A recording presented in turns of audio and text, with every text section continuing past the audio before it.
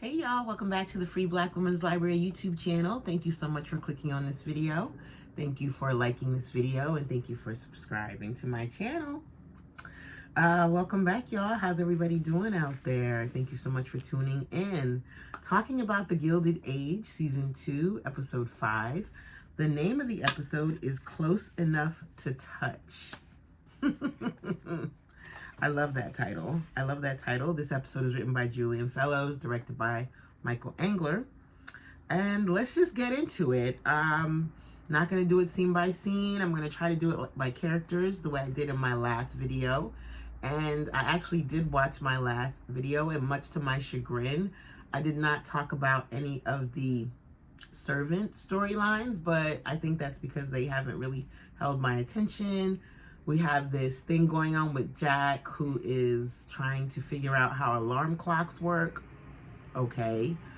We have Miss Armstrong, who is racist and rude. We have Mr. Collier, who used to be a banker and lost all his money and is now working as a valet. But it turns out that his daughter is married to somebody who is a banker and wants to be part of the upper class. And this man is like, oh, I will pay you to leave town because nobody can know that my wife's father is a valet. The classism is so violent.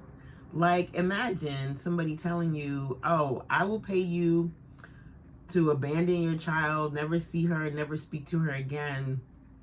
I'll pay your rent, I'll pay all your bills, you'll never have to work again. No, thank you. You can keep your money, Mr. Banker Man. I'm going to try to work on this relationship with my child, okay? There is no way. But yeah, no, that's not happening. So those are the different servant storylines, which I neglected to mention. And also Ado Hyde and Jack seem to have a little bit of a flirtation going on. But it seems like the maid, whose name I can't remember, who works with Jack, she seems to have a crush on him too. So yeah, there's that. So those are the servant storylines, right? And I hope that we get a little bit more. The head mistress over at the Russell house and the head chef seem to have a flirtation going on. He asked her out on a date to Central Park, to a concert. Okay. So there's like little seeds of stories being planted among the servants, but no one has a full drawn out storyline just yet. So I forgot to talk about them in my last video, but I talked about them now. So there. Let's get into the meat and bones, all right?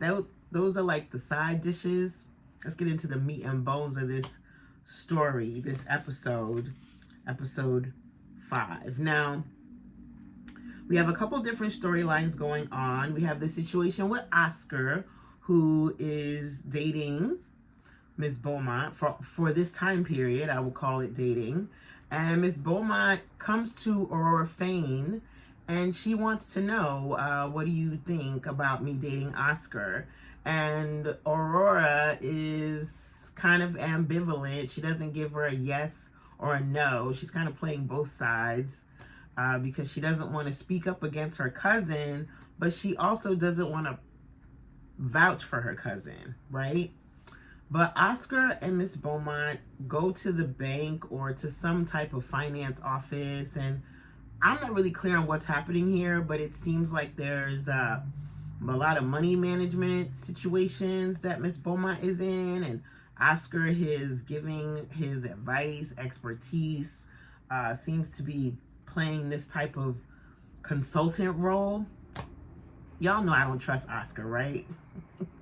Even though he does seem to care for Miss Beaumont in some way, but he goes back to this place without her and writes a check and invests and puts money into whatever it is. And it just feels weird because the man is not sure if he should take his money. And the man's like, oh, I don't really like invest and work with people that I don't know. And Oscar says, well, you know Miss Beaumont, and Miss Beaumont knows me, and you know me now.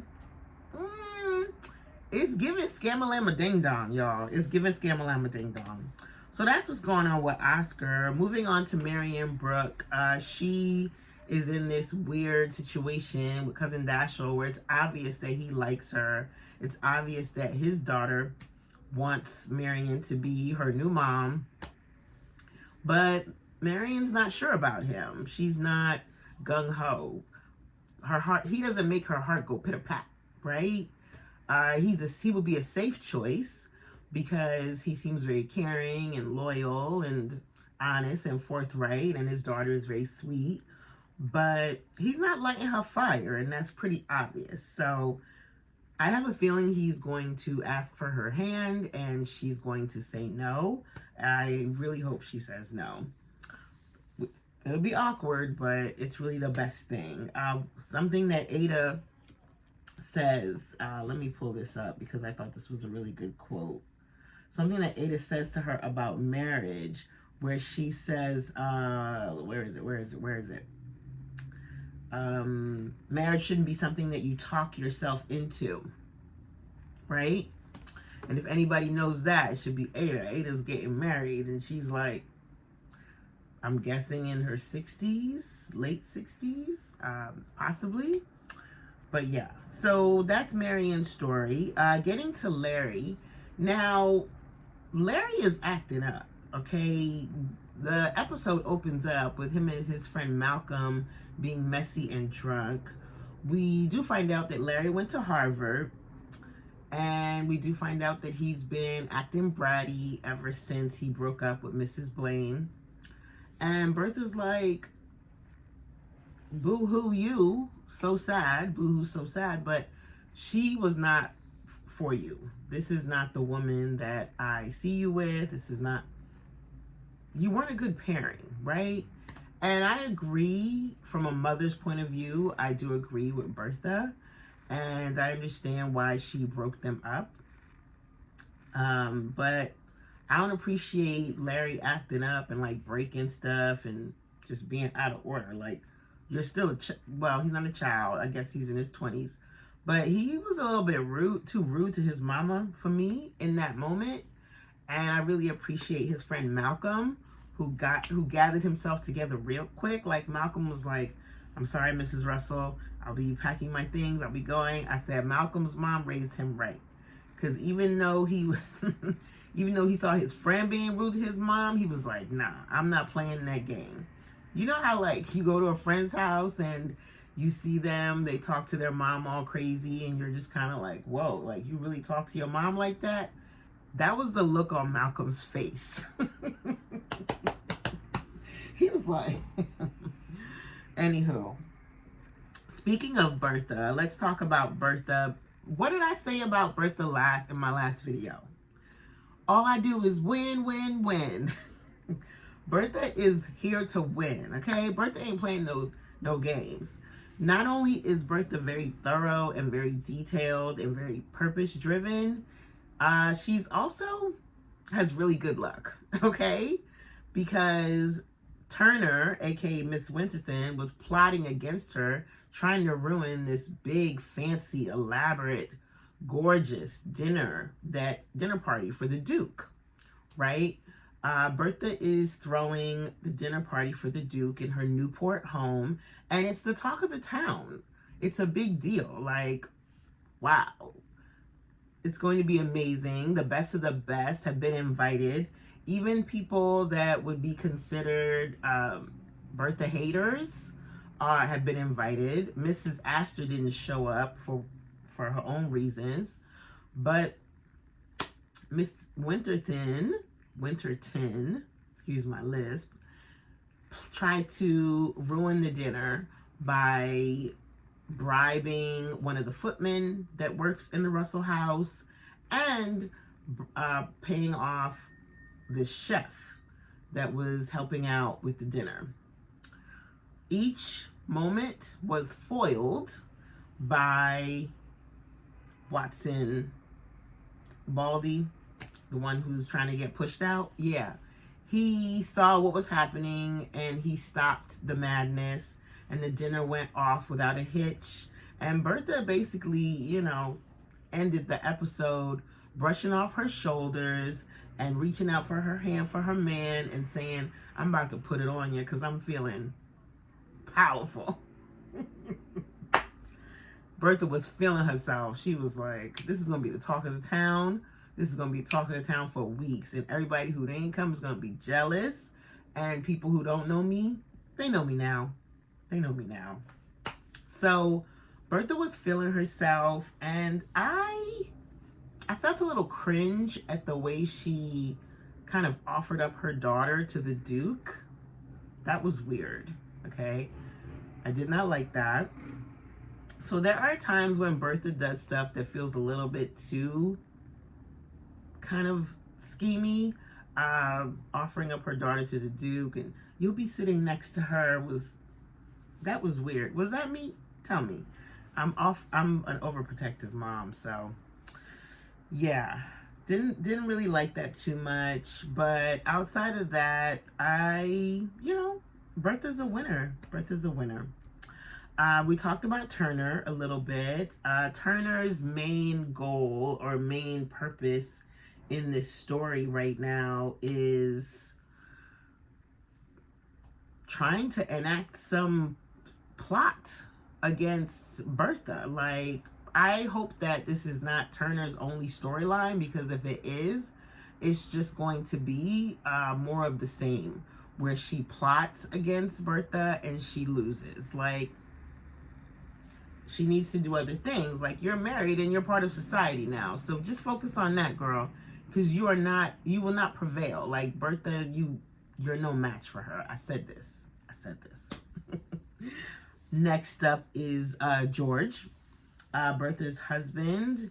And he's still dealing with this whole union situation. Not much happened for him in this episode outside of the fact that he has appointed Larry as one of his trustees. Oh, the other thing I want to say about Bertha is she's so controlling. She's so dominant of her children. The way she sent Larry back to New York, like, nah, you acting up, you're being messy, and I'm about to have this fancy dinner for the Duke. I don't need you here embarrassing me. And you also should hit the road, because it'll help you not think of this woman. And Larry seems to get over her pretty quickly. Out of sight, out of mind. I mean, he's young. He's like 22, right? So there was that. And also, Larry being sent to New York, George made him the trustee for the Brooklyn Bridge. Now, I really like this part because this is an actual historical fact and historical elements that are being infused into the story. And I really love when they do that. But basically, the whole thing about the Brooklyn Bridge and one of the key designers being a woman is actually true. And that story that she told about her husband being sick and how she kind of took over is true. Like, it's based on historical facts. So that was very cool for them to add that element. I don't know if it's going to actually go anywhere or if they were just trying to, like, teach us something, like the more you know with the rainbow. But still, I liked it. And I actually really enjoyed the actress who played Roebling. I enjoyed her, so I would love to see her again. So that was a beautiful, beautiful moment. And I really love the set design and the props and things, the sculpture and the drawings of the bridge, and that shot with Larry kind of looking over his shoulder at the bridge. I guess it was CGI. Really great, really great. I love all those visual elements. As always, the visual elements of the show give me life. Now, talked about Oscar, Marion, Larry, Bertha, Turner, George, Gladys. Oh, this is what I mean about Bertha being very dominant over her children. Did y'all notice the way she talked to Gladys when Gladys was like, how come I can't wear what I want? And Bertha was like, listen, because what you want to wear is wrong. Okay? I'm the reason that you've been chosen as best dressed and that you're being considered someone that should be paid attention to in terms of fashion. So just do what mama says, all right? Tap, tap, tap. So that was it. And it seems like the Duke was a little bit charmed by Gladys, but he too old for her. I don't know why we keep pairing Gladys with these old ass men, child. Next up, our sisters, Ada and Ava. Now, Ada and Agnes, sorry. Ada has exciting news to share with the family. She has been proposed to by the Reverend Luke Forte, and she has said yes. And Oscar is delighted, Marion is delighted, even Bannister is delighted. Guess who's not? Guess who's a hater? Guess who turns into a mean, cruel bully? Agnes. Now, the Lady Dowager on Downton Abbey had a little mean streak, but her heart was always in the right place. I don't know about Agnes, y'all. Agnes just seems to be mean, I don't know, like mean and pushy and selfish. And the way she snapped at everybody when Ada shared her good news about I'm in love and I'm about to get married, y'all. Yay me. The way she snapped was so out of order. Like, it was out of order. And then had the nerve to tell Bannister to take back his congratulations, to forbid her son from going to the wedding. They were like, yo. And if there's anything Marion is good for, Marion is good for like gathering you together, okay? Marion is good for that. I like I said, her character was a little bit boring last season, but this season I'm enjoying Marion in these small doses where she's like the voice of reason and she has like these comebacks. Like when she was at the dinner and she was like, and Agnes was like, what would our parents think if I let my sister marry this man? I guess because the Reverend Luke Forte is poor or not high class. She says to her, better you honor the dead. You prefer to bully the living. You prefer to bully the living by honoring the dead. Honoring the dead by bullying the living.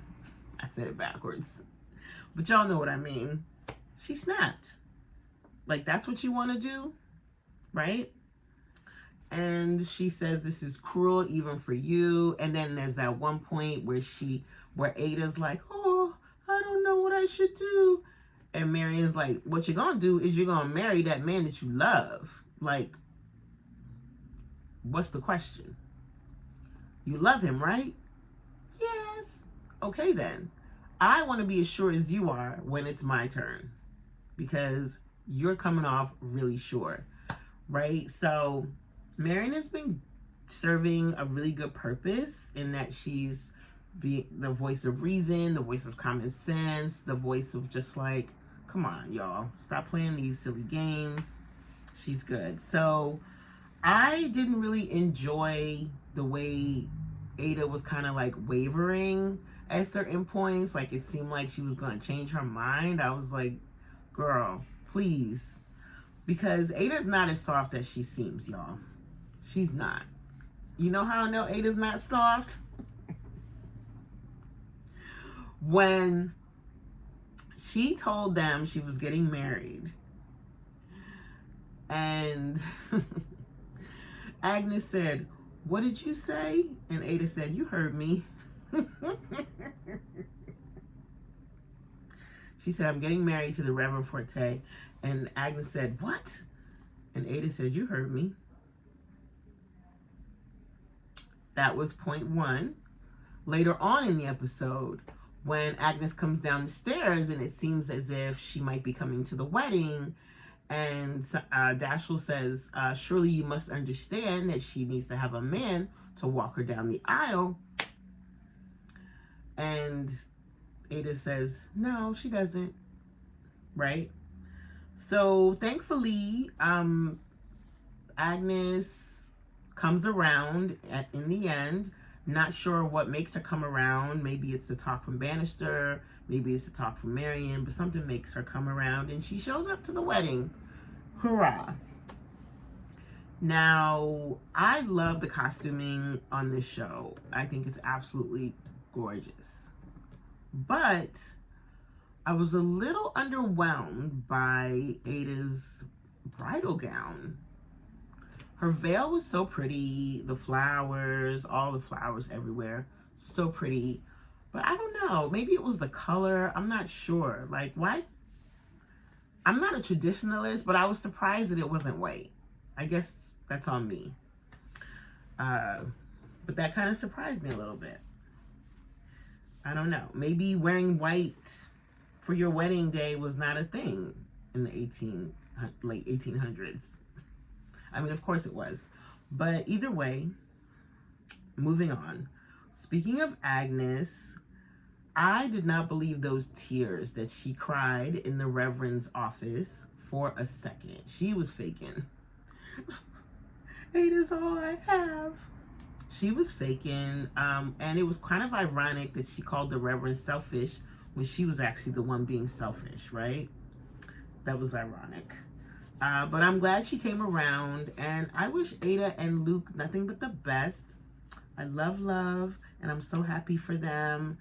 And I need Agnes to be just have some moments of softness, just like once an episode, like the Lady Dowager gave us, just once or twice. Like, she just always be snapping at people, and ooh, some of the stuff she says is so mean. She was like, "You're a spinster. What do you know about marriage?" Blah, blah, blah, blah, blah, blah. I was like, damn, my head is like a beating drum. Like, she said, ooh, she's so angry. She's so angry. Anywho, we didn't see Mrs. Astor this episode, so let's get into our black girl character, Miss Peggy Scott. Now, I told y'all last week that there was something going on between Peggy and Mr. Fortune. I told y'all that. And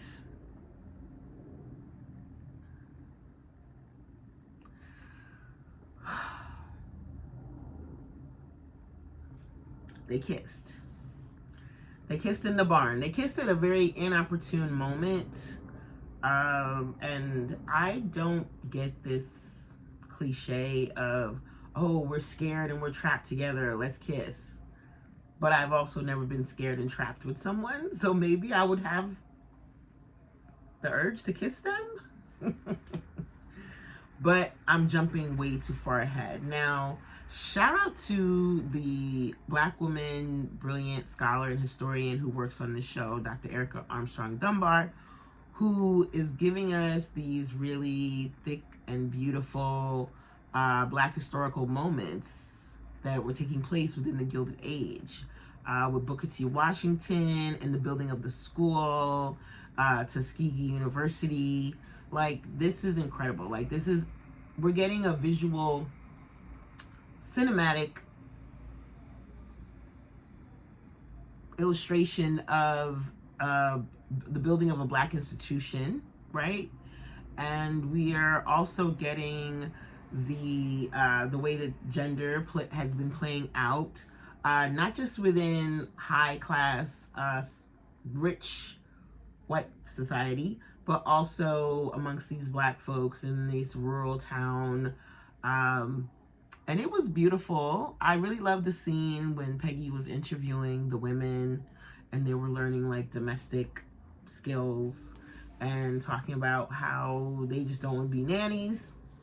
They'd like to work in a hotel and so on like that. So I really liked that scene. I enjoyed Peggy talking to them about New York City. I love the scene with David, who got a little weepy because going to live in a building that you built. Like, all those little moments were so sweet, but my anxiety was at all-time high the whole time because I was like, I know something bad's gonna happen to them. You know, because Tom Fortune is a free man. He's an abolitionist. He's a strong personality. And then Peggy don't know how to act around these type of blank folks. She don't. And yeah, they went out to eat and they got caught up in some mess. And luckily, they didn't really suffer too much harm. But my heart was in my chest the whole time. Because I was like, please don't let something happen to Mr. Fortune. Please don't let something happen to Peggy. Please don't let something happen to anyone black in this series. Maybe that's an unrealistic thing to say considering the time period, but it worked out. It worked out. It worked out. They're okay. They're safe. They just need to make it back to New York, right? They need to make it back to New York safely. But I really enjoyed it. It just made me nervous and scared. And then when they kissed, I was like, ah, man, here we go. Because Tom is a married man and he's a father. And you could tell that Peggy regretted it right away. Like the look on her face, the actress, she captured that look of regret. But yeah, that's it for the episode. It ended on the wedding. And so I think there's 3 episodes left because I think it is a season of 8. But let me know if you're watching my videos. Let me know what you think of the Gilded Age so far. And I'll see you on the next video. Thanks for watching. Bye.